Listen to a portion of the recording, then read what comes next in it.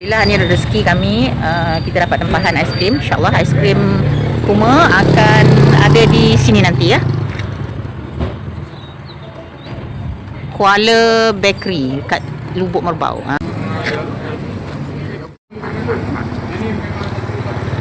Kedai ni baru buka.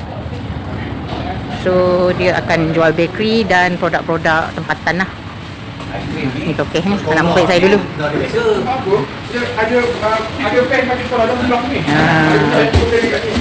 So aiskrim Kuma dah mendarat di Kuala Bakery. Hari raya, Kuala Bakery ni terletak dekat Pekan Lubuk Merbau tau. Betul-betul depan kedai makan awal ni. Bersebelahan dengan ni. Bersebelahan dengan kedai runcit Syakila Pekan Lubuk Merbau. Bersebelahan. Sinilah kedudukan dia. Untuk support orang tempatan.